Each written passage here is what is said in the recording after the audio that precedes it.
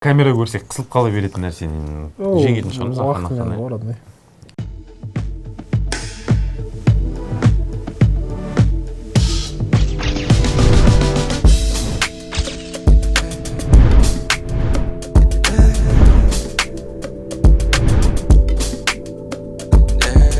Ассалаумағалейкум, сіздер білдірген арнасындасыздар. Танымал адамдардың күнделікті өмірі туралы күнделік бағдарламасы. Және де алғашқы шығарылымымыздың қонағы Альфа тобы.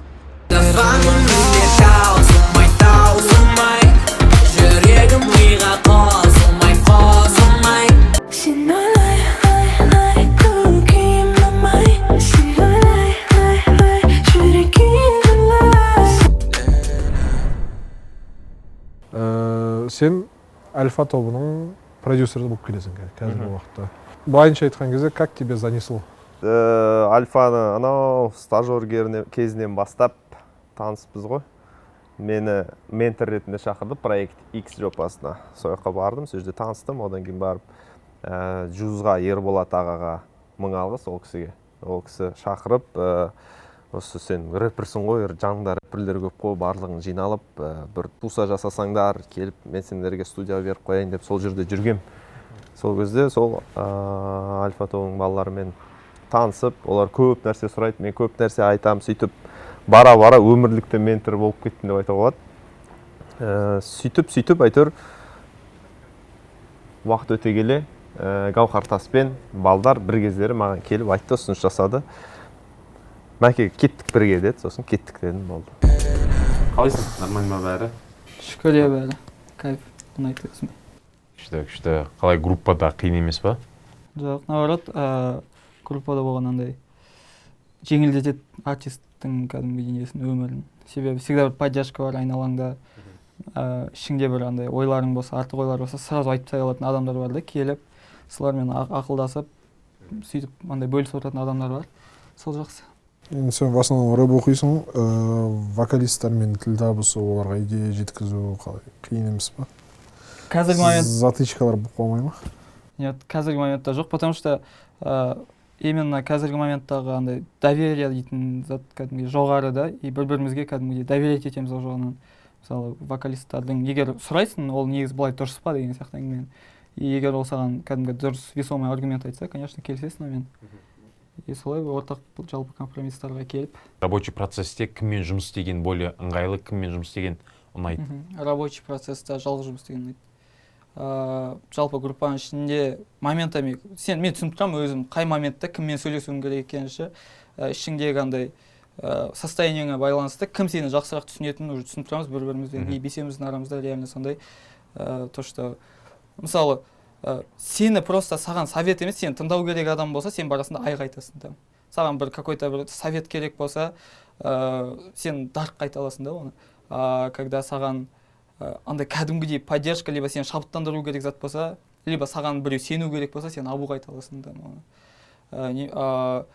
Жалпы NB-мен ол ондай бізде чисто бытовой әңгімелер в основном ше. Группада қателеспесем лидер деген позицияны сенде, иә, ол позиция, или ондай сендерде жоқ па? Негізінде жоқ. Негізінде бір лидер дейтін позиция жоқ. Біз андай официально бір нәрселерге бір жақта шыққанда, ойбай, мен лидермін, там, мен сөйлеуім керек, там, либо мен всегда бір шетте тұруым керек, алдыда тұруым керек дейтін ондай зат жоқ. Но ол моральный тема ғой, по идее, лидерские качества дейтін, ол характер ғой просто. И сол жағынан мен жалпы жақсы дамығам деп айта аламын. И сол жағынан өзімнің кәдімгі көмегімді беруге тырысам балаларға. Мысалы, тоже қолдап, поддержать етіп, любой моменттарда, любой бастамаларын. И сол жағынан ғана айтса болады, ал негізінде ол тоже, және айтқандай ғой, әртүрлі кезде бүйтіп өзгеріп отыратын формаларда. Группада қалай? Группада да интровертсің бе әлде? Ашық бәрі қалай? Ашықпын группада. Енді біз группа андай жұмыс дегенге қарағанда көбінесе отбасы болып кеттік қой. 4 жыл бірге жүрдік. 2 жыл бойы, алғашқы 2 жыл біз стажер болып жүрдік та, күнде студияда музыка жазып. Андай бір-бірімізден басқа ешкіммен араласпадық, сол үшін қатты жақын болып кеттік. И біраз өзгердім, біраз өзімді таптым, ашылдым. Сол үшін олардың алдында вообще андай жабылып немесе қысылып ондай жоқ екен. Но музыкальный вкус группада кіммен сенікі совпадать етеді? Именно процесс кіммен қызығырақ өтеді? Или бәрің бесеуің бірге отырған кезде ма? Негізі андай бесеуміз бес түрліміз. Вкуста бір белгілі вкус бар, андай стандартный, мынау жақсы деген. Бұлай әркімнің өзіндік жеке бір сезіммен баратын вкус әркімде әртүрлі. Сосын прям ұқсайды деп ешкімді айта алмаймын, бірақ процесс қозымен қызықтырақ маған всегда. Себебі ол өзі андай деп жүреді да, экстраверт, кәдімгі ашылып, и кәдімгі күліп, бірдеңке жазсақ та сол процесс өте қызық болады сонымен жазған кезде. істеп жүрсің жалпы? Мен сольник шығарайын деп жатырмын. Естіп жатырмыз. Демоларды естідік. Күшті. Вот. Бірінші қадам қорқынышты сәл андай группадан шығарғанда. Бірінші болған еще я. Выступлениеде жалғызбен группаның разницасы бар ма? Бар, я. Жалғыз полностью сахнаның барлығын өзің жалғыз толтыру керексің да, андай. Энергетика бойынша, аура бойынша полностью. Группа, ол мен өзімнің таңдауым, ең бірінші менде бәрі группа болады. Сол себептен де ол бәрі ерекше, басқаша. Жалғызда прикольно, күшті. Жалпы көбінесе андай тректарда, мысалы өзім партиямды жазатын болсам, көбінесе өзім жазған ұнатам. Сосын бірақ балаларға тыңдатып, мәке бәріне тыңдатып, и олар өздерін осылай жаса деген заттармен жасап, көбінесе өзім отырған ұнатам. Бірақ именно вокалисттермен біз андай трек шығарған кездегі процесс ұнайды. Білмеймін, четко болады, бәрі тез болады, и біріміз түсініп, үшеуміз енді көбінесе сол вокалист болғаннан кейін жақынырақ тез істейміз. Сен жалпы өзің Алматыныкісің ғой? Мен жоқ, мен случайно Шымкентте туылғам. Случайно деген қалай? Случайно. Ол ата-анам сол кезде оқып жүрген университет. Сол кезде универлері Шымкентте болған. Негізі басқа қалада болған екен, білмеймін қай қалада. Сол кезде кейін кезде мен босанған. Потом 2-3 айдан кейін мен ауылға алып кетті. Ол Қызылорда жақта Төңкеріс деген ауылда болған. Сол жерде өстім 6 жасыма дейін. Сосын Сәтбаев деген қалаға кеттім, ол қазір Жезқазған облысында. Сол жерде 6 классқа дейін болдым. Потом Қаскелеңге көшіп келдім. Ол жерде 2 жылдай болдым да, енді қазір Алматыда. Көшіп қонулар былай негізі саған дарк деп аталуыңа әсер етті ме? Тұйықталуыңа? Иә. Ол ата әжемнің қолында болғаным үшін болды негізі. Наоборот, ата әжесінің қолында болған. Жоқ, мен ерке болдым. Махаббатқа бөленіп. Ерке болдым. Бірақ маған тәрбиелі болуға үйрететін да всегда. Әжем особенно. Әжем қаталдау болатын, ол әлі күнге дейін сондай қатал қатты. Ағаларымнан кішігірім қысымдық көретін. Баласың ғой, еркелейсің, бірден білдіріп қоясың, сол кезде бір ауырлау қимылдар жасайтын маған қарсы. Содан кейін мен үлкендерге қарсы сөйлеуге, жалпы адамдарға сөйлеуге көңілім қалып қалған. Содан сөйтіп жалып қалдым. И потом мен 5 жасымда білдім, менің ата-анам бар екен, інім бар екен білдім. Қалаға кетіп қалған кезде бірінші рет көрдім қаланы, ол жақтың адамдары вообще басқаша болды. Басқа тілді білдім. Орыс тілі бар екен. Білмеймін, біздің неде ауылда только орысша жазуларды көресің да, бірақ ол кезде вообще жазуды түсінбейсің ғой. Солай бәрі жаңаша болғаннан кейін жабыла бердім ба, білмеймін, сондай бірден қалып. Мен уақыт өте келе түсіндім, что мен өзімді осылай қабылдауым керек екен. Мен сөйлемесем, ол мені қысылып тұрғаным емес, мен просто өзім сөйлем келмей тұр, и все. Мен біреу үшін сөйлем келмей тұр. Мінездің қалыптасуы. Дарк өз андай тұйық па өмірде де, в целом миллионда образ ба? Лично сөйлескен кезде тоже ашылады ма? Ашылады. Негізі адамға тез ашылмайды ол. Негізі тез ашылмайды. Өзі тұйық адам, жалпы өмірде тұйық адам. Кішкентай кезден бері сондай интроверт қой негізі. Біздің қасымызда бүйтіп күліп прикол ұстап қояды аңдасанда, бірақ жалпы өзі сондай адам негізі. Өзіңе анда-санда ма? Иә, оның өзі анда. Өзіңе қарай буллинг қалай болды ма негізі? Ондай жолықтың ба? Андай қатты буллинг болған жоқ. Бірақ андай заттар болды, типа майса бермеш деген сияқты, қыз сияқты бүйт беріш сөйт беріш деген сияқты заттар болды. Бар менде сәл триггер болып қалды, бірақ мен ол үшін андай бүйтіп отырмаймын да. Өйткені мен өзім түсініп алдым, что мен таза Нұрлыбек осы сіздердің алдарыңызда отырған Нұрлыбек осы болды. Мен басқаша, мен не үшін өзгеремін ол үшін, ол зат үшін деген сияқты уже қанша ойландым да, сөйтіп әйтеуір жеңіп алдым ол затты. Мен осындаймын болды деп. И андай әртістік жақ маған қатты көмектесті ғой. Осы типа сондай. Может быть, әртіс болмасам, әрі қарай қиналып жүрер ме едім деген сияқты. Ойланып типа бір жағынан эмоция шығарып жатсың, бір жағынан бөлісіп жатсың. Иә. Қытайда, получается, қазақ мектебі болды ма? жоқ, мен Қытай мектебінде оқыдым. Қытай мектебінде оқыдың, иә? Қытайша кәдімгі, иә, полный. Тілің қытайша шықты ма, қазақша шықты ма? Жоқ, мен біздің үйде Қытайда тұрдық та, бірақ үйде бәрі қазақша сөйлейтін. Сол үшін андай қазақ тілі сол бірінші тілім болды ғой. Келген кезде қандай қиындықтар болды? Маған келген кезде сол андай қазақшаны полностью айта аламын, бүйтіп әлі есімде андай сабаққа бірінші күні келдім да, и тақтада қыркүйектің бірнешесі деп тұр да, и тақтадағы күнді жазамыз, бүгінгі күнді жазамыз дейді да, и мен бүйтіп анаған қарап, анау маған просто андай суреттер болып тұр ғой, андай вообще түсініп тұрған жоқпын не екенін анау, и мен анаған кәдімгідей бүйтіп қайталап салып отырмын да, просто бүйтіп сол қатты андай есімде қалып қалған, қиын болып, еще андай мына жақта андай орыс тілін бүйтіп араластырып, сол кезде мен түсінбей қаламын, нетпей қаламын, и сол қиын болған, бірақ қазір өзім сондай болып кеттім, еще уже деп. Мектеп кезінде сен тоже тұйық болдың, не болдың, и андай шектету болды ма, или дос таба алмай, орта таба алмай, өзіңді бір бөтен сезіну? Мен үшін изгой болу, мен туылғанымнан басталды. Неге туылғанымнан, өйткені мен ауылда жүрген кезде мені әжеңнің баласысың, әжесінің баласы деп бүкіл туысқандарымның көбісі бөлетін. Үйде жүргенде де бөлетін, наған тиіспендір әжесінің баласы, наған тиіспендір бірдеңе деп. И көршілердің өзі әжемнен қорқатын да, короче, анам баласы деген. Оның өзі бір бөліну ғой по-любому адамдарда. И потом мен қалаға көшіп, неге кірген кезде мектепке 5 жасымда бірінші классқа бардым. Сол кезде тупо үндемейтін, білмеймін неге екен. Бәрі шулап отыратын, короче, апай кетіп қалған, бәрі шулап отыр.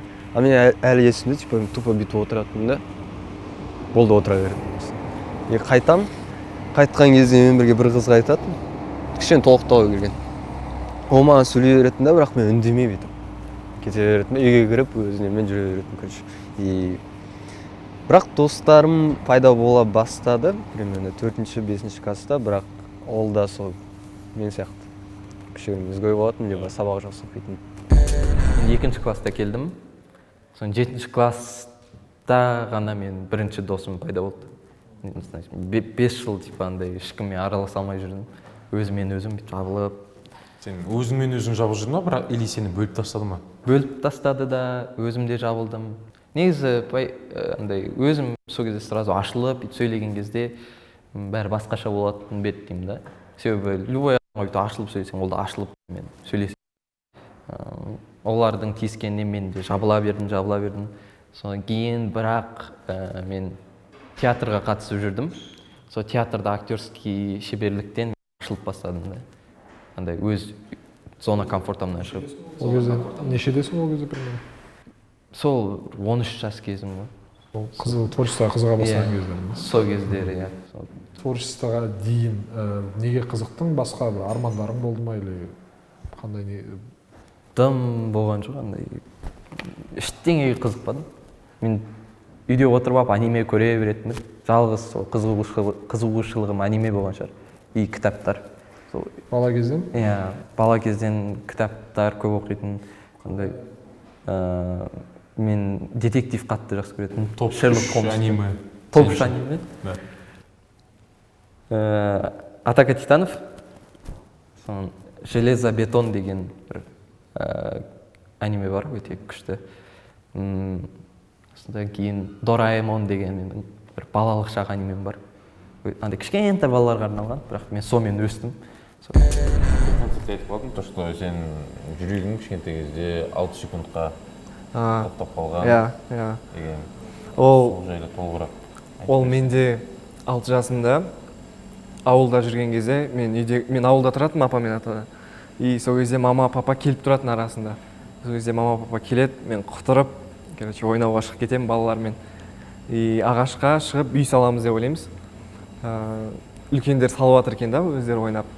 И сөйтіп шығып бара жатқан кезде мен қолым тайып кетеді и құлап қаламын. Қатты биікте жер емес, осындай биік жерден құлаймын. И просто так андай бір түс сияқты болып кетеді, мен білмеймін не болып жатқанын. И балалар бәрі жиналып алады, и сенің аяғың сынып қалды дейді. И олар ойлаған, что мен екі аяғым да сынып қалды деп. Бірақ бір аяғым сынып қалған, сүйегі ортасынан бүйтіп бөлініп қалған. И сөйтіп мені сол ауылдағы больницаға апарады. И ол жақта мен аяғыма гипс салады. И сосын немен бүйтіп темірін аяқтан тесіп, бүйтіп іліп қояды, короче. Сондай істейді. Сосын ол гипспен мен бір ай жүремін да, и аяқ қышиды ғой, сол кезде мен андай бүйтіп бір нәрселермен қасқан кезде бір жерге бүйтіп тіреледі. И оны мен сезіп тұрмын. Мен түсінбеймін не нәрсе деп. И гипсті шешсе, кажется, мен сүйегім осылайынан қатып қалған, қисық болып, тура осындай. И дәрігерлер айтады маған, что сен болды, мама папаларға болды осылай қалады, басқа еш нәрсе істей алмаймыз, коляскамен жүреді деген сияқты. Сөйтіп нақты сөйтіп айтады, сосын папа жоқ деп олармен қырылысып қалаға алып кетеді, қалада врач тауып, и сол сүйекті сындырады, қайттан сындырады. Одан кейін сол үлкен операция кезінде мен жүрегім сол кезде шыдамай қалады. Көп наркоз болғаннан кейін и тоқтап қалған, оказывается, 6 секундқа. Но бірақ қайтарып алған. Сосын ол сүйектің ортасына бітеу үшін ішінен темір салады осындай. Сондай темір салып, сол темірмен қанша? 3 жыл жүрдім, 3 жылдан кейін қайтып алып тастады. темірді алып тастау үшін қайттан оны кесіп кесіп, иә. Менде шрамдарым бар. Самда мына жақта. Сендер жақта туысқандар семья қалай қабылдады жалпы группаға кіргеніңді и осындай нәрсемен айналыса бастағаныңды? Олар негізі мақтанышпен қарады. Потому что мен бір неге проект шоу болды ғой, проект X деген. Мен соған қатысып жүрмін деген информацияны айттым мамаға. И мама типа жеткізген бүкіл туысқандарға. И осындай проектке шоуға кіріпті, қатысып жатыр екен деп айтқан. И мен каждый жеңген тур сайын, типа, өтесің ғой этаптардан, айтып тұратын, вот өттім деп. И соңында типа финалға келдім деп. И олар үшін де ол андай бір алаңдау болды да, ол жыл өтем екен деп. И мен стажер болып кіргенім, олар үшін типа мақтаныш болды. Ата-ана үшін біз білеміз, что баласының оқу бітіргені диплом деген кішкене ата-ана үшін маңызды нәрсе да. Сен оқу бітірмедің ғой. Мектептен кейін сен осы проектке түстің, сразу қазір альфадасың деген сияқты. Но сенде жоғары оқу білім жоқ. Сол себепті үйдегілер кішкене оқығаның дұрыс болар еді, или болмаса оқып ал, әлде кеш емес деген сияқты ештеңе айтпады ма? Жоқ. Басында айтатын, потому что ата-ананың ойы именно дипломда емес қой, ақша табуында ғой. Типа үйге ақша алып келуіңде дейтін ғана әңгіме ғой, өз-өзін баға алсаң болды дейтін әңгіме болды. И когда басында айтатын, то что оқып алғаның дұрыс еді негізі дейтін сияқты заттарды. А когда сен уже доказывать етіп бастайсың, сол жағынан. Получается, қазір сен үйге материально көмектесе аласың, иә? Көмектесе аламын. В плане кішігірім, ақырындап уже шет жағасы бар. Мен есімде, сол кезде мен мамамдар сұрайтын үйдегілер, типа, не болғың келеді, кім болғың келеді деп. Балаңнан ата-ана болғанса сұрайсың ғой. Сол кезде мен қарапайым болғым келеді дейтін, андай типа. Мысалы, жұрт тұрса, мен соның ішінде ең андай көрінбейтін біреу болғым келеді деп айтатынмын есімде. Сол кезде неге деп андай түсінбейтін. Қазір мен де түсінбеймін, неге өйтіп ойлағанымды. Мен қазір в центре внимания жүрсіңдер. Мақсатым наоборот болып кетті. Творчествоға қызығу неден басталды сонда? Мен Қайрат Нұртасқа еліктеп бастадым ғой. Еліктеп бастадым. Одан бұрын 4-ші класста мен дауысым бар деді, мен бірақ оған мән берген жоқпын. Сосын бір моментте Қайрат Нұртастың әндері қатты ұнап бастады, и мен дауысымды тура соған ұқсатып салып бастадым да. И класстастарым дауысың бар дейтін, бірақ мұрныңмен айтасың деп айтатын. И мектептегі мұғалімдерге де барған кезде, уже қызығып бастаған кезде, маған уже отказ беріп бастады, сен мұрныңмен айтасың деген сияқты. И сол нәрселер наоборот маған бүйтіп алдыға жүруге әсер еткен сияқты. андай бәрі отказ шетінен отказ берді, сен айта алмайсың деген сияқты айтты да, и мен соны доказать еткім келді деген сияқты соларға. И содан бастап бокстан да қатты қызығушылық именно сол өнерге бара-бара жана бастады. Одан сайын қатты. Мен бірінші арманым кішігірім сол музыкальный неге, колледжға, университетке түсу болды. Чайковскийға, я Чайковскийді бітірдім. Менің сол армандарым бүйтіп постепенно бір осындай саты сияқты солай қойып бастадым да цельдарымды. Вот солай осылай келе жатыр мен соның жолында. Өнерге келе жатқан кезде, музыкаға қызық бастаған кезде, сол кезде осындай суреттік өнермен қатты қызық бастадым да, сол моментте тоже. Ол қай кездер? Ол мен 13 жас кезімде, сол кезде мен Сальвадор Дали туралы білдім. И содан кейін баспен кеттім сол кісіге. Андай сюрреализм, сондай бірдеңкелерді қарап, солар туралы зерттеп біліп. И сол кезде мен музыкаға қызығып жүрдім. И андай всегда маған осындай выставкаларға келіп, шығармашылықтарды көрген кезде мен андай музыкалық бір шабыттар аламын да. Ол даже музыкаға тікелей қатысты болмаса да, ол мысалы кейін бір сахнада бір сахнадағы бір шоу жасауға идея келеді, немесе клипқа бір идея келеді деген сияқты. Себебі менің түсінігім бойынша өнер ол әртүрлі болғанымен, оның бәрінің түбі бір да. Ол андай бір-бірімен байланысты болады. И біз өнер адам ретінде любой өнерді қарап, ішінен өзіміздің өнерге қосатын зат таба аламыз деп ойлаймын. Музыкаға қызығушылық мүлде болмаған десем болады. Вообще мен музыка тыңдамайтын. Тыңдасам тек қана сол телевизордан естіп қалсам, либо көшеден естіп қалсам, андай мектептегілер қосса, былай тыңдайтын да, былай жалпы өзім негізі мүлдем қызықпайтын. Өйткені мен үшін музыка андай кринж болып қалған миымда. Андай ауылда өстім ғой, әжем андай мейрамбектерді, соларды қосып қоятын да. А мен телевизор көргім келетін, ол телевизордан қосып қоятын. И мен всегда андай ішім пысып кететін да анаған қарап. Уже мен үшін музыка біртүрлі болып қалған да. И білмеймін, мен 13-14 жасымда группаға кіргім келді, типа, как 91 сияқты. Не үшін мен сондай қызыққанын түсінбеймін, әйтеуір. Маған бір қыз ұнады, сол қызға ұнау үшін мен сол группаға кіргім келді. И бірақ мен ойландым, типа, менің қолымнан не келеді, менің қолымнан ән айту келмейді. Группа деген неде, типа, 91-ды көрдім. И оақта рэперлар бар.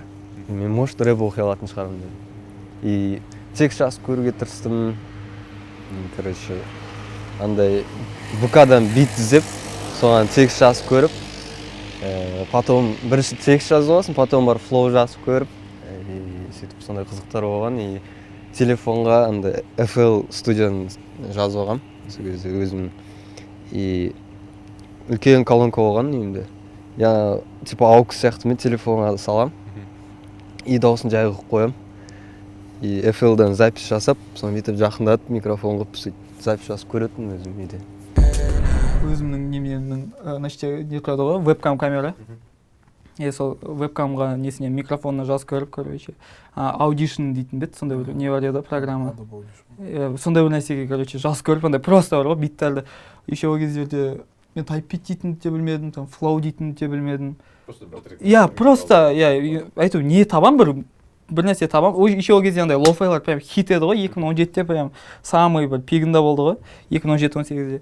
И лоу-фай биттар енді шығып атқан кездерде мен какой-то солардың үстіне айтып бір нәрсе читать етіп көрем. И сөйтіп жазып жүрдім, и как-то бір күні ағам айтты, Алматы айтты, то что осындай кастинг болады деп. И айтты, почему бар көрмеске деп. Негізі былай өлеңдерде сендерде көбінесе позитивный настрой, жаңағыдай күшті көңіл күй да. Бірақ сен демкаларыңды тыңдаған кезде сол қаражат көп болады. Ол былай бір нәрсемен байланысты ма, әлде ол сенің жалпы сол ощущениең сондай ма деймін? Сол мен бір волнаға түсіп алған сияқты болдым да, именно сол жақтардан қатты ішімде сол нәрсе бар сияқты да. И қалай айтсам болады. Қазір. Жалпы өзімде сол нәрсе бар, и сол нәрсені шығарғым келеді. Группада да ондай әндер бар, бірақ ол әлі шықпаған. Зактың скиллына не айтасың? Зак? Зактың. Мықты текстовик. AZ именно инструмент қой дауысы болды. Тексттен бөлек техника. Былай айтқанда, то есть бір шетін ғана алу емес, былай бүйтіп тыңдай алатындай нәрсе ма, әлде сен ондайды больше ұнатпайсың ба? Потому что бәрін жеке-жеке алатын болсақ, әркімнің бір жақсы жағы бар да, ол как бы не считается. Именно екеуінен де маған почему-то лирикалар ұнайды, мысалы, там Зактың СМК-сы, именно андай техникасы, который там тараторить етіп тез оқитын бар, фасфолары, там именно мен ондай затты оценивать ете алмаймын, потому что мен как-то мен рэпқа келген кезде ол зат уже модада болмайтын, типа ол зат мейнстрим емес еді да, и мен үшін оның құндылығы жоқ ол заттардың. Вот сондай. Ұнамайды ғой короче. Дәл қазір мен музыкаға прям музыка деп қарамаймын. Баяғыдан сөйтіп қарамайтын, қазір де сөйтіп қарамаймын. Мен өзімді жалпы музыкаға арналған адам ретінде де санай алмаймын. Мен не үшін өзімді арналмадым деп айтам, потому что бұл бәрі бір практикамен келген зат та, дәл қазір болып жатқан. И мен үшін күшті музыка, ол формула бізге Мәке түсіндіріп берген, үйреткен, и мен соның ойына қосылам.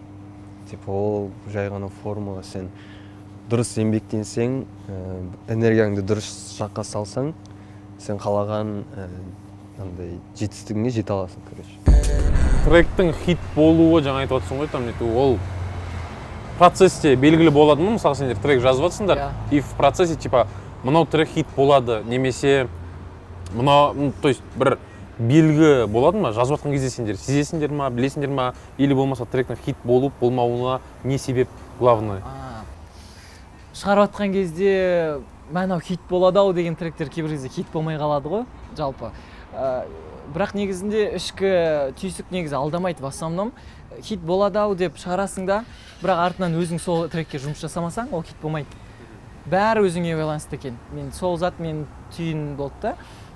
Қазіргі бар ғой, типа маркетинг жағы, таргет жағы қатты әсер етеді, потому что бүкіл зат мынау телефонда социум несі ғой, именно сен тану үшін, трегіңді көру үшін деген сияқты заттар ғой. Трегіңді шығара салдың, халық оны жытпайды, потому что көрмейді ол затты. Ол жазда адам деген мына ультрафиолет күн қатты түскен кезде адам оказывается бір депрессиякпен жүреді екен де, сол үшін ондай хаос өлеңдер көбіне өтеді екен. Соған сай сондай өлең береміз, и соответственно бізде өлең таңдаған кезде, шығаратын өлең таңдаған кезде, примерно мынау жақсы сияқты, мынау қазіргі жаңағы сезонға осы жақсы сияқты, осы жылға халықта осындай массовый проблема болып жатқан кезде осы трек дұрыс сияқты деп сөйтіп қабылдап шығарамыз. Әйтпесе мынау трек дерзкий, соны шығара салайық десең ол қате болады кәдімгідей. Промоушн жағынан, жаңағы концерт жағынан. Жалпы тректі жазып, текст жазып, бәрін дайындағаннан бөлек оның анализі, оның жаңағы подачасы тоже үлкен жұмыс атқарады екен негізі. Сендерді Q-pop деген кезде қалай? Вот сол ұнамайды. Сен өзің қалай бағалайсың, сендер қандай топсыңдар? Біз просто поп бойзбендпіз. Даже поп бойзбенд дегенде біз жай ғана 5 баламыз, который музыка жасап жүрген сондай группамыз да. Ал Q-pop деген затқа мен қатты өзімізді жатқыза алмаймын оған. Себебі енді 100-дей болған соң мен білем да Q-pop'тың не екенін, жалпы Q-pop'тың системасы қандай екенін, ондай артистер қалай болатынын. Бірақ мен де түсінемін біз сөйтіп айтатындарды. Себебі біз басында бүйтіп ен шығып келе жатқанда сырт көзге солай ұқсастық көп болды да Q-pop группалармен. Получается, Q-pop пен бойзбендтің разницасы қандай? Мысалы, негізі вообще бойзбенд деген тема өте андай бір ашық зат қой. Мысалы, бойзбенд ол рок-группада бола алады. Бойзбенд ол билейтін, андай Backstreet Boys сияқты сондай да бола алады да. Ал Q-pop деген ол өзіндік бір рамкалары бар. Мысалы, Q-pop группа ол ішінде позицияларға бөлінеді, типа мынандай танцор, мынандай главный вокалист, главный вокалист, мынау главный рэпер деген сияқты. А бізде ондай жоқ та, біз бесеумізде ән жазамыз, бесеумізде композиторымыз, текстовикпіз, и сол үшін біз әрқайсымыз бір кезде вокалист, бір кезде рэпер болып кете аламыз да. Кей-поп, который Кореядағы неде, олар көбінесе өздері жазбайды. Олар просто берілген материалды орындап береді да. Ал біз полностью бәрін өзіміз жазамыз да. Бәрін өзіміз командамен шешіп, даже видео контентті де бүкіл андай майда затқа дейін өзіміз бүйтіп қарағанды жақсы көреміз да. Сол біздің айырмашылық деп ойлаймын. Вообще андай біздің негізі вообще мен ұнатпаймын андай бір жанрларға бөлуді ше. Себебі қазір музыка негізі жанры деген бір шектеулері азырақ болып кетті ғой. Себебі музыка жасау қазір әлдеқайда оңайырақ та. Ноутбук болса, интернет болса, любой адам жасай алады да музыканы. Кезінде ол ондай болған жоқ та. Кезінде мысалы біреу гитара білет, біреу барабан білет, и содан кейін солар бүйтіп қосылып, олар роковый музыка жасайды. Біреудің вообще тыңдайтын музыкасы вообще басқа болған соң олар фанк жасайды деген сияқты. Екеуі бір-біріне бүйтіп қиылыспайды да. Біреу рок жасап жүрген адам аясына фанк жасап кетпейді деген сияқты. Қазір музыканы тыңдау өте қолжетімді да. Түрлі музыканы түрлі жақтан тыңдай бересің. Сол үшін қазір жанрлардың арасында бір шектеулер, бір шекаралар бүйтіп жоқ болып кеткен да. Әркім әртүрлі жанрда жасай бере алады. Рэперлер тұрып балада жазып кетеді, вокалистердің R&B темалар жасап кетеді деген сияқты. Сол үшін осы күнде бүйтіп жанрға бөліп, сен мынандай артистсің, сен мынандай артистсің деген қате зат деп ойлаймын. Көрерменнің ойында Q-pop дейтін ол нандай, Q-pop дейтін ол 91 Q-pop дейтін ол когда тек қана шаш бояғанда деп қана қабылдайды да. Біз 5 баламыз, который өнерді көрсеткісі келетін, просто өзінің ішінде не бар, сол затпен бөліскісі келетін. Сондықтан да өзімізді Q-pop емеспіз деп сол үшін айтамыз негізінде. Ал жалпы былай қарайтын болсақ, ол қабылдауға байланысты ғой әртүрлі. Егер мысалы басқа Америкадағы біреу саған кеп, мынау Q-pop группа десе, сен типа хорошо дейсің. Либо кеп, мынау бойз бенд десе, хорошо дейсің. По идее, мен үшін бір айырмашылығы немесе бір бөліп жаратындай да бір несі жоқ. Просто ол дұрыс түсінбегеннің кесірінен ғана біз солай айтамыз өзімізді. Қазақстанский рынокта біз Q-pop группа болып өзімізді көрсеткіміз келмейді. Моменттер болды ма, когда выгорание сияқты бір нәрселер? Альфамен істеп жатқан кезде бізде қазір лейбл емес қой, нақты бір компания ғана, лейбл мәселесі бөлек. Ол кезде әбден қиналып, аш боп, 3 күн студияда аш боп жатқан кездер боп, жолда келе жатсаң, дос балалар студияға келші, жолда келе жатсаң бір жейтін нәрсе ала салшы дейтін моменттер болған. Сол моменттерден өтіп кеткеннен кейін Альфамен жұмыс жасау маған вообще андай қиыншылық тудырған жоқ, потому что бізде шли ондай қиыншылық болған жоқ. Болды арасында, тоже 2 күн аш болып жүрген кездер болды, настроениеміз жоқ, еще ана трек жазып тастау керек деген моменттер болды. Оны көбісі біле бермейді. Балалар да оны ешқай жерде айта бермейді, но сондай қиыншылықтардан өттік. Қазір Аллахқа шүкір, әйтеуір бірдеңесі шығып, бірдеңесі болып жатыр. Жасалып жатқан тректер бағаланып жатыр.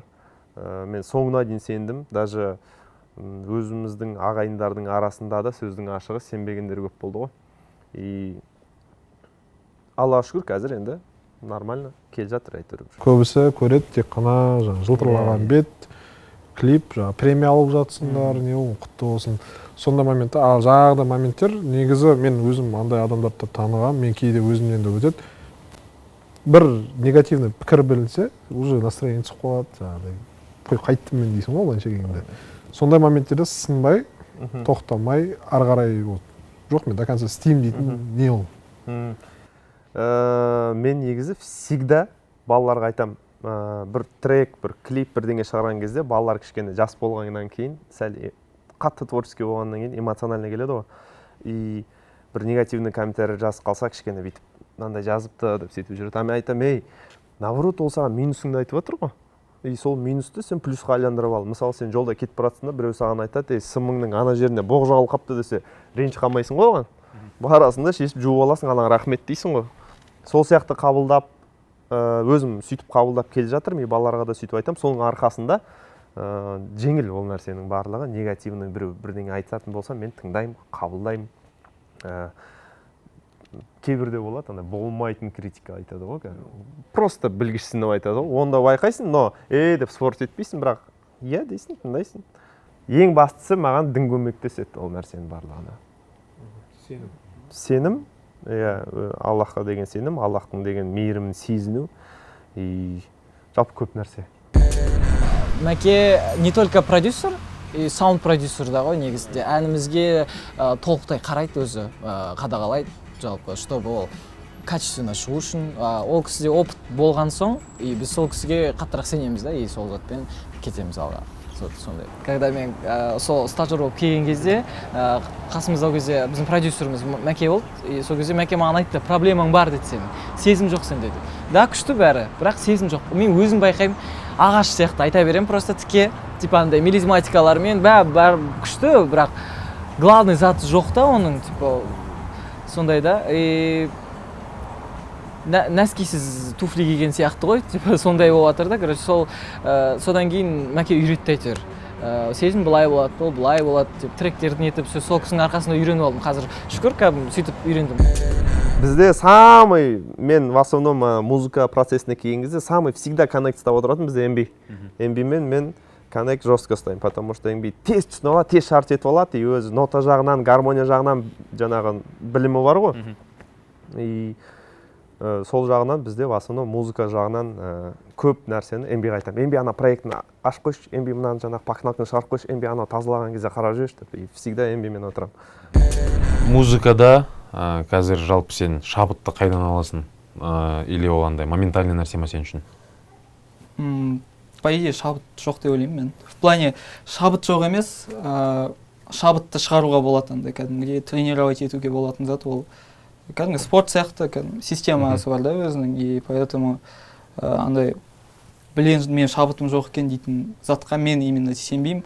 Но болады моменттар, настроениеңнан кәдімгідей зависит етіп, шынымен де бір өзің қалаған зат жаза алмайтын, өйткені ол бір жағынан сенің ожиданияң ғой, музыка дейтін зат, ол сенің ожиданияңда, и өз ожиданияңнан аса алмайтын кездер болады, но ондай кездерде қайта балалар бар, көмектесіп, в плане кәдімгідей керекті сөздер айтады, керекті волнаңа түсіріп береді. Мен қатты жақсы көретін бір артист бар, Лабринт деген. Соның музыкасы маған қатты ұнайды, себебі андай бір звуктары, битінде көп бір, қалай айтсам болады, бір детский сияқты звучение бар да, андай аккордтары да бір андай балаларға арналған сияқты, бірақ дәл сол моментте ол өте андай қараңғы болып тұрады да. Ауыр. Ауыр болып тұрады. Әңгімесі де өте терең болып тұрады.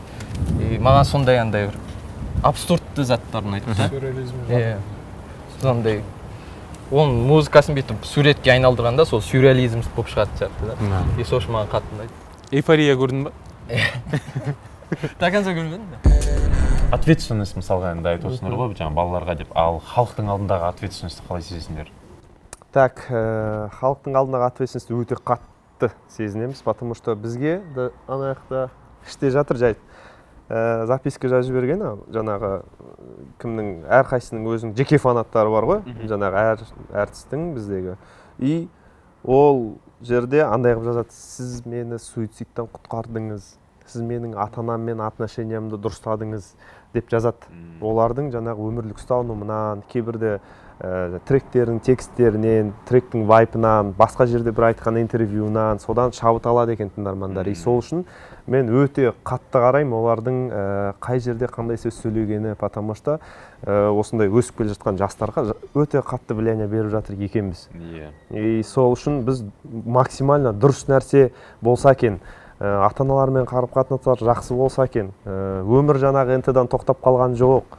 Жаңағы көп нәрсе ол жерде, көп нәрсе, соның бәрін қозғауға тырысамыз, и сол нәрсе қабылданып жатыр екен. И соған Аллаға шүкір сондай бір возможность беріп қойды ғой, сондай мүмкіндік беріп қойды, жастарға бір дұрыс әңгіме айтатын мүмкіндік беріп қойды бізге. И соған сансыз шүкірлер. Жалпы дұрысынан қараймыз ол нәрсеге. Артық нәрсе, дұрыс емес нәрсе айтуға тырыспаймыз. Мен анандай кәдімгідей надо будет осы офиста жатыр, кәдімгідей көрсетсе де болады. Біздің тыңдармандардың жазған сөздері, то что оларды кәдімгідей бізге разбор жасайды да адамдар. Мысалы, маған хат жазады да, и мен сол арқылы түсінемін мен не беріп жатқанымды. Маған айтады то, что қозының арқасында, там көздердің арқасында мен өзімді сенімді болуды үйлендім дейді, өзіме сенуді үйлендім дейді, қолымнан келетінін үйлендім дейді. И сондай фидбэктердің арқасында біз бірінші очередь поддержка беріп жатырмыз деп айта аламын. И екінші пландағы жай андай заттар, то что вкус шығар, как-то бір енді өзіміздің әлеміміздің бір андай барынша бір идеальный түрін көрсетуге тырысамыз ғой. Бізде негізінде бұл интернетке сол заттарды көрсетеміз ғой. Шындығында бәріміз өмірде жай адамбыз ғой. Но сонда да бір какой-то бір әдемі вкусты көрсетуге тырысамыз, бір әдемі посылдарды жеткізуге тырысамыз. Өзіміздің на данный момент қандай бір ойлардан өтіп жатырмыз, солардың бір түйінін жеткізуге тырысамыз. Мысалы альфа-бетта да біз ол альфа-бет дейтін бізде не бар ғой YouTube. И оның негізгі мақсаты ол кәдімгідей өзінің бір посылы бар. Негізі әр видеоның өзінің бір посылы бар. Мысалы соңғы шыққан кейда ол біз нені көрсеттік, комфорттан шығып отыру керек екен, то что ештеңеден ұялмау керек екенін көрсеттік, саған ешкім қарап отқан жоқ екенін көрсеттік. И соған қарап сондай посылдармен жұмыс істейміз. Жалпы негізі андай социальный темалар дейді ғой. Бірақ оның бәрі андай просто өту үшін емес, ал шынымен де бір шын көңілмен пайдамызды тигізу үшін де андай адамдарға, өйткені кезінде бір бізге жетпеген сезімдерді біз сол заттарды беруге тырысамыз. Негізі артисттің өзіндік бір ғұмыры болады әрқашанда. Белгілі бір жасқа дейін сен өзіңдік бір әңгімең болады, өзіңнің ішіндегі музыкаңды шығарасың, и сол жастан кейін сен жасаған зат немесе заманның талабынан түсіп кетеді, немесе оны түсінетін адамдар сенімен жасты уже үлкен болып кетеді, а жастар сені түсінбей қалады. Сондай көп әсерлердің уже көбісі сондай жастан кейін артисттік жолды тастап кетеді. Мен де андай өзімді тек қана артист ретінде емес, көп жақтан көргім келеді. Бірақ әрине алдымен қазір бірінші орында артист ретінде өзімнің бүкіл жасағым келетін затын жасап, содан кейін мүмкін продюсерлікке көшкім келеді. Бірақ бір жағынан кинода түсіргім келеді. Жалпы сол өнердің айналасында түрлі заттар жасағым келеді. Бәрі творчество андай зат сияқты, шексіз кете беретін зат сияқты, бір бастаған сонша. Ол сен қанша жерден андай ой болды істемеймін десең де, ол істемеймін деген адамдардың, мысалы музыканы бастап кет қалған адамдардың бәрінде оларда өздерінің бір өздері прям, ой мен кеткім келеді деп кеткен адамды мен әлі күнге шейін кездестірмеппін негізінде ше. Ол семейный проблемалармен, өзін таба алмаған соң музыканың ішінде. Егер 35 жасымда да мен музыка жасап жүремін деп ойлаймын негізі. Как минимум 5 жылда бір рет бір альбом шығарып қойып. А балалардың ішінен любимчик бар ма? Биасың? Биас па? Жоқ, андай бір любимчик деп айтпаймын, но потенциалы әлемдік жаңағы нарыққа прям келетіндей потенциалы үлкен болып тұрған, қазір данный момент енді демоларына қарап бағалаймын ғой мен. Ол Абу сияқты. Абу үлкен потенциальный тректер жасап жатыр. Өздеріңіз тыңдадыңыздар, көрдіңіздер, таңғалдыңыздар да. И оған таңғалып жатқан көп адамдар студияға келеді, қонаққа көреді, тыңдайды. Мына оны осқо дейді, бірақ оның бәрін қазір жіберсек, ертеді әлі. Оны нормально визуалмен, дұрысынан шығару керек. Қазір халықтың құлағы неге үйренген, сол нәрселерді ақырын бүйтіп беріп жатырмыз.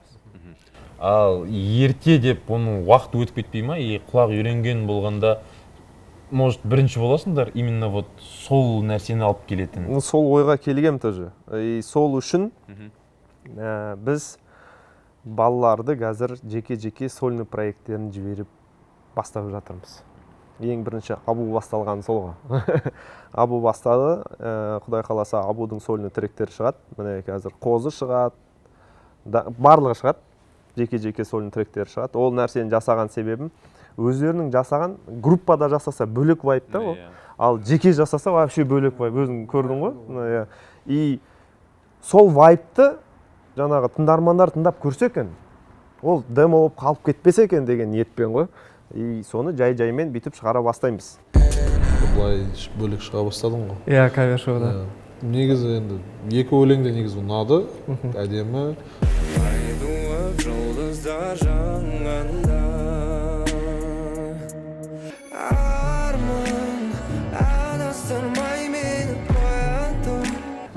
Бірақ Қайрат Нұртастың өлеңі шықпады. Неге? Ол кісілерде сол өздерінің авторский жағынан олар өздері бұрыннан бері сөйтіп шешіп қойған. Қайраттың әнін ешкім айта алмай ма? Иә, шығара алмайды. Одан бір қыруар ақша келе ме екен деп естиді. Білмеймін, сондай өздерінің заңдары бар екен бұрыннан. Соңғы кездері өзімнен көп байқап жүрмін, жалпы айналамнан, что сен көп сөйлемейсің, неге жабықсың, неге жүресің біртүрлі деген сияқты сөздерді. Мен сияқты интроверттерді, жалпы мен сияқты жабық адамдардың өмірі жайлы қозғағым келіп жүр. Жеке альбомда ма әлде общий? Жеке альбомда. Өзім сияқтыларды жинап, бір андай болады. Көтеріс жасап жүрді. Тусовка ма? Общаться дейсің ба? Уже қазіргі моментта каждыйымызда 500 ДМК-дан башар, уже қазіргі моментта каждыйында. И поэтому я ол сольный шығарайын деген ой бар. И жалпы дайындалып жатырмыз қазір бәріміз. Өйткені біз және айтқандай бір определенный бір рамкада тұр қалғымыз келмейді да, бір всегда бір какой-то новый заттарды көргіміз келеді, новый. Ол новый аудитория шығар, ол новый взгляд музыкаға деген. Өйткені көріп жатыр, кәдімгідей сольный жұмыстар істеліп басталған моменттан бастап тоже уже общий группаның да жұмысы кәдімгідей қаттырақ дами бастады да, себебі осы жерде қосылатын үлесті байқап жатырмық. И қазір мен тоже дайындап жатырмын AP. Тыңдатып көрсете аласың ба? Да. Бір-екі нені? Да. Очень да. Менің керегі фрейм, қажылы оттан өттен, қарсы келгендердің бәрі жең, себебі Trappo, trapper, mambo, hustle, Trappo, trapper, mambo, hustle.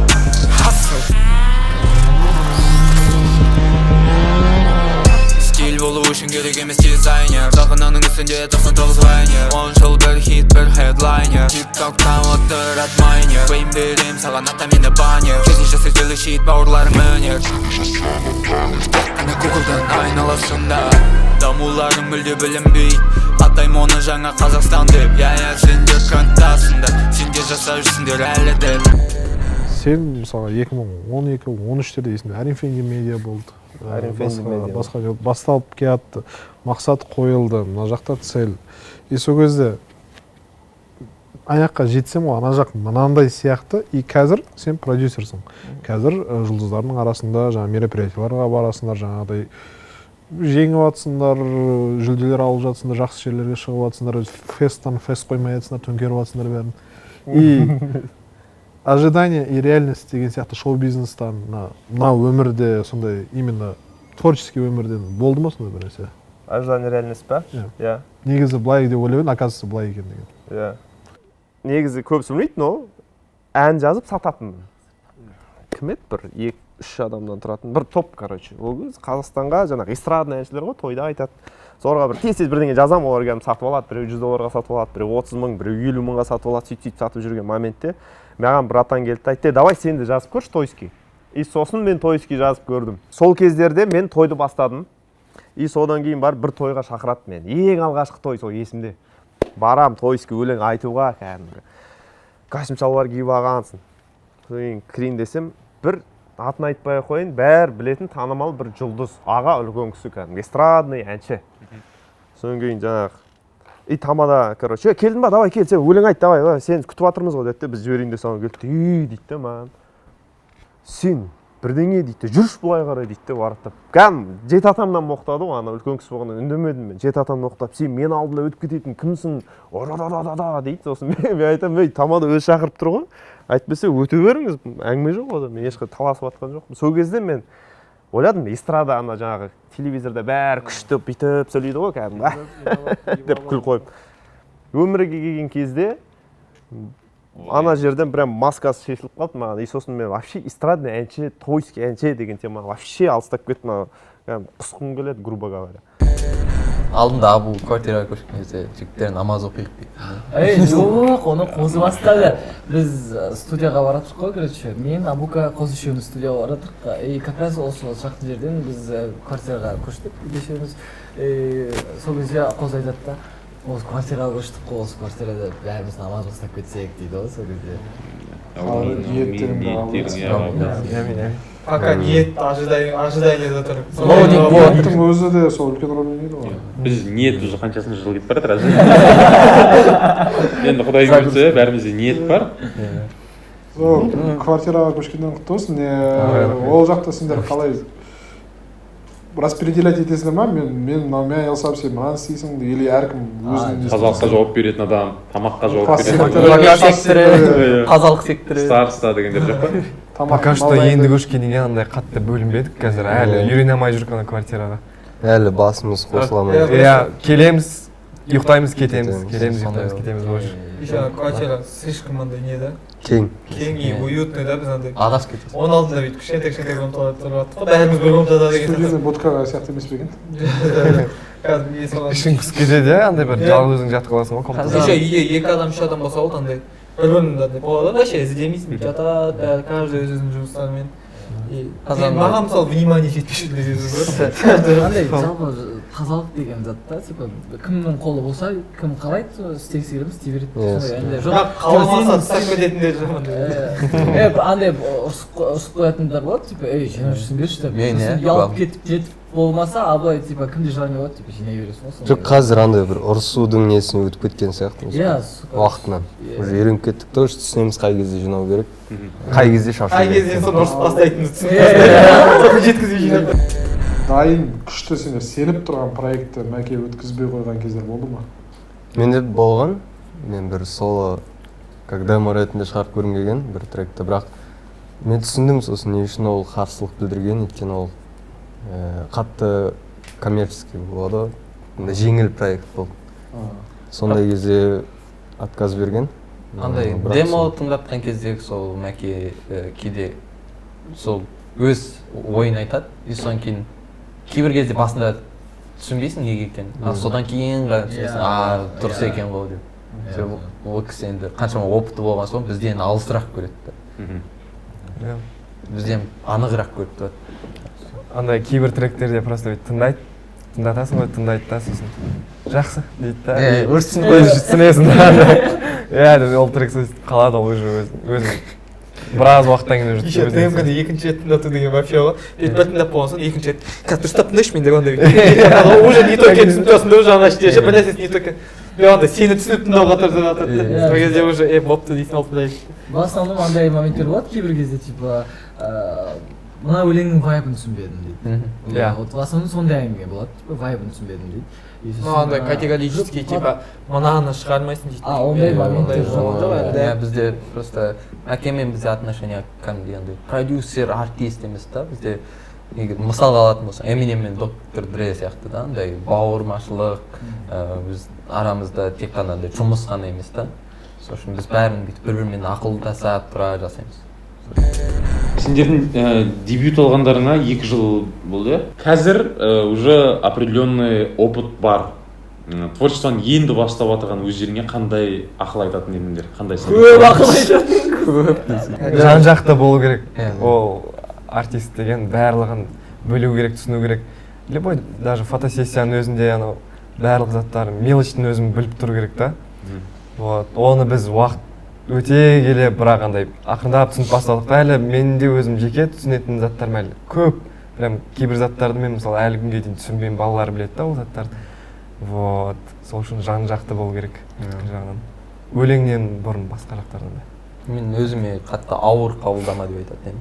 Жеңіл жасаң келген зат жасап жүре бер. Мен өзіме параллельно басқа заттарда айналыса беріп жүрдім, чтобы андай тек қана бір затта ғана бір взглядпен ғана қалқамайтындай ше, чтобы типа басқа заттарды да зерттеп көр деп. Сондай ғана совет беріп жүрдім, андай музыка дейтін зат ол андай определенный бірақ бағытта жүретін зат емес та, ол бүкіл заттың қосындысынан музыка жасауға болады да. Ана Эд Шеран мысалы альбомдарын математический фигнялармен жасайды ғой. Сол сияқты типа өзіңнің бір андай қызығушылығыңды тауып біл деп айтып жүрдім. Басқаға новый заттың бәрі андай сенің музыкаңа әсер ете алатын айтып жүрдім. Андай бірақ одан басқа совет бермей жүрдім. Ше болды істеймін дейсің. Жақсы деп. Мен өзіңді тезірек тап деп айтушы едім. Концепцияңды тезірек қор, өзіңді қалай көрсеткің келетініңді тезірек тап деп өте маңызды. қазір таптыңдар ма негізі?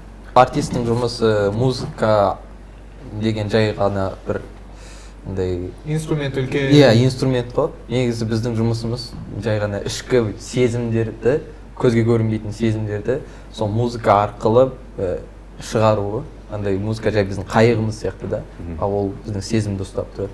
И сол бізді артист қылады деп ойлаймын. Қандай бір андай самый необычный теориялар сендер өздерің туралы естіген или творчестволарынан шыққан ойнадыр? Негізі көздердің көздердің визуалы бар ғой бізде.